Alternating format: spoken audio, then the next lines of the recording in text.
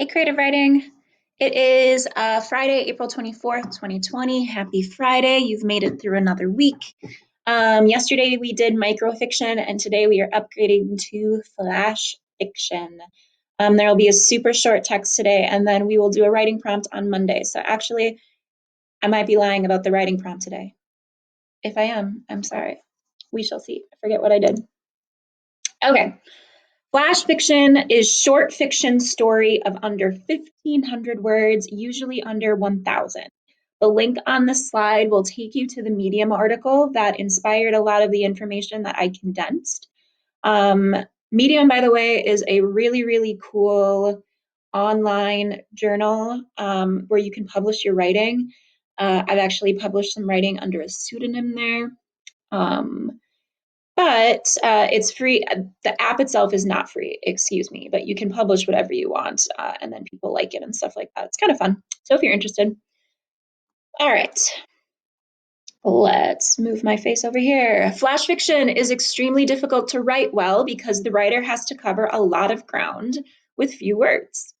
Imagine the typical story arc with a beginning, rising accent, action, climax, and conclusion.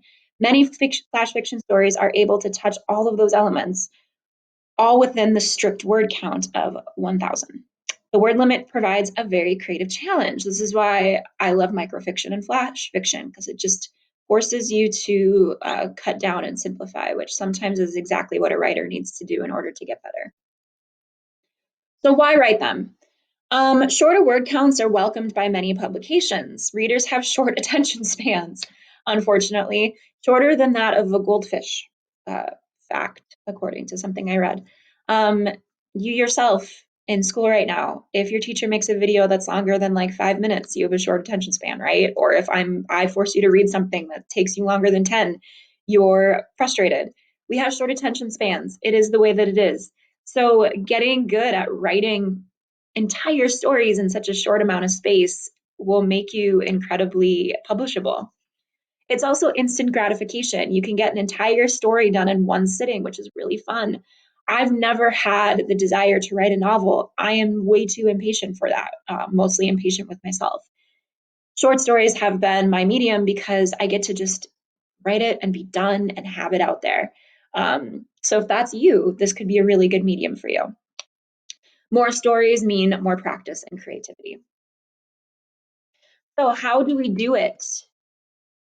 First off, step one, jump right into the action. You don't have time for exposition. Jump into the action immediately. All right, you got to just dive in. This fact actually forces you to build setting and character through plot and forces you to show rather than tell. So, for example, the microfiction story that I posted in the slides yesterday, where the guy has obviously hired this female, he's hired a hitman to kill his wife and then realizes that the woman he's having an affair with is actually the hitman there to kill him. We don't need to know about his marriage and why it's falling apart. We don't need to know about how he hired a hitman or who this woman is. None of that is necessary. We are in the middle of the conflict.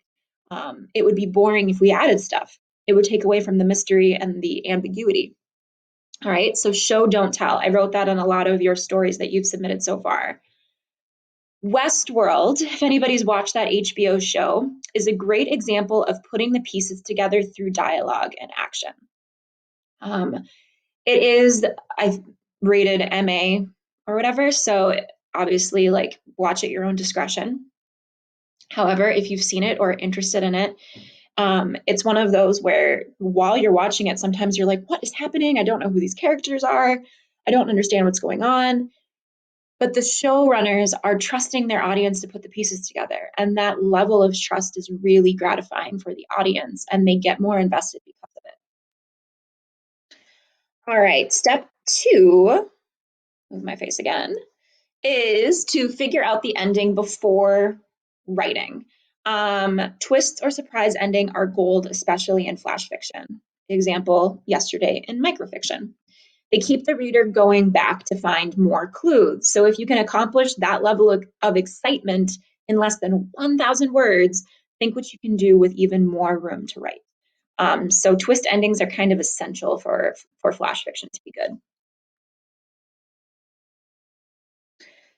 And finally, don't worry about word count yet.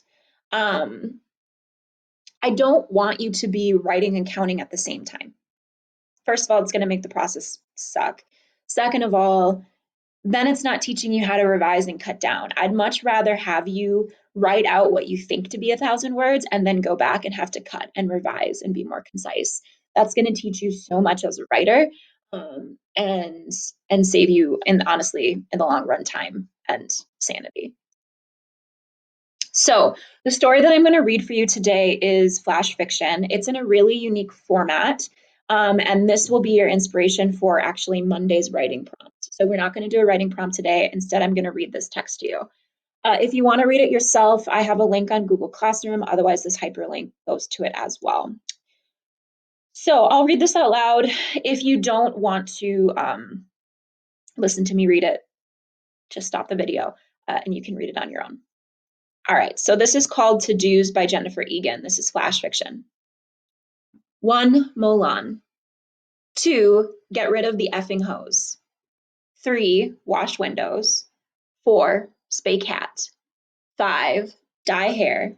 6, do tarot cards. 7, pick up kids. 8, drop off kids at mom's.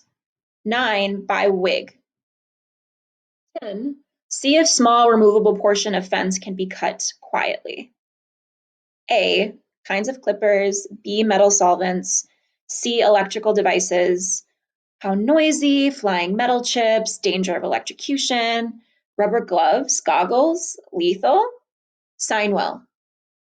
Does it make the body look really crappy after death? Get tooth capped. Send warning letter. Newspaper cutouts, get kids to write it, write with left hand, be vague, certain unpleasant things. Mail letter. Or drop it off while wearing wig. Renew meds. Investigate poisons. Flammable, powders, gases, pills, herbal, chemical, musical. Ask kids, Hamlet, ear, ingestible, cookies. Must look innocent. Research cameras. Affixed to fence, propped in hole, cut in fence, small, undetectable, implanted in flowers. How to use. Must be reasonably priced. Take no crap from photo man. Remind him of ruined prints. Pick up kids. Make dinner. Get ready for party. Polka dots, black gloves, hair ribbon, veil. Bring seltzer. Remind Stan of party. Plan 2 funny stories. Breathing exercise to prepare for seeing them. Kiss, kiss, hug, hug. Remember, no one can see your thoughts. So a list of to-dos that tell a very dark story. All right, I apologize for the curse words. Okay. When looking at this story, what do you know about the plot, the character, setting, and themes of the story? What questions does the text raise? What is unwritten? What literary devices do you notice? And how complete of a story is this? Just ask yourself these questions, analyze this creative writing. Is it effective? Did you like it? Did you not like it? Why? Think about that to yourself. And then on Monday, you're going to have the chance to write something like this. All right. Okay. Email me with questions if you have them. I hope you're finding this unit cool and interesting and different, and we'll continue it next week. Have a really, really good weekend. Enjoy the nice weather. Get outside. Keep taking care of yourself. I miss you.